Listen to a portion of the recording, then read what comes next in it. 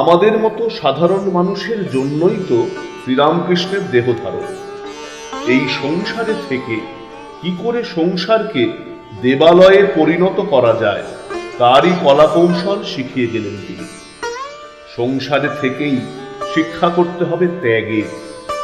সংসারে থেকে সংসারাতীত হওয়ার উপায় তিনি দিয়েছেন আমাদের জন্য। আমরা এই রূপ রস গন্ধময় পৃথিবীকে বড্ড ভালোবাসি। একে ছেড়ে কোথাও যেতে আমাদের মন চায় না।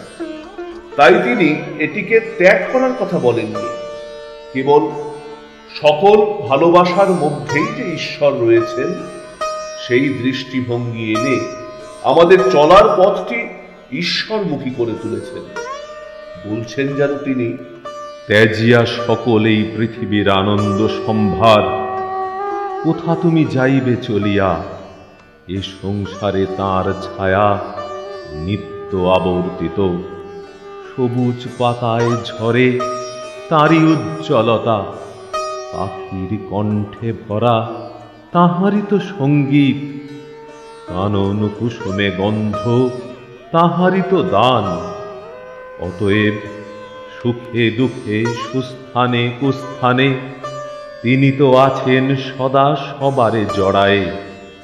এটি ভালো ওটি মন্দ এ বিচার মিছে, সেই মহাবীর যিনি সর্বত্র দেখেন তারে সংসারের মাঝে। তাই শ্রীরামকৃষ্ণ বলছেন, সে কি সংসারে থাকবে না তো কোথায় যাবে? আমি দেখছি যেখানে আছি রামের অযোধ্যায় আছি। এই জগৎ সংসার রামের অযোধ্যা। আর সংসারে থাকো ঝড়ের ইঁটুপাত হয়ে। ঝড়ে ইঁটুপাতকে কখনো ঘরের ভিতর লয়ে যায়, কখনো আস্থা করে। হাওয়া যেদিকে যায় পাতাও সেদিকে যায়, কখনো ভালো জায়গায় কখনো মন্দ জায়গায়। তোমাকে এখন সংসারে রেখেছেন, ভালো, এখন সেই স্থানে থাকো। আবার যখন সেখান থেকে তুলে ওর চেয়ে ভালো জায়গায় লয়ে ফেলবেন, তখন যা হয় হবে।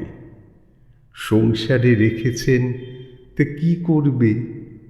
সমস্ত তাঁকেই সমর্পণ করো, তাঁকে আত্মসমর্পণ করো। তাহলে আর কোনো গোল থাকবে না।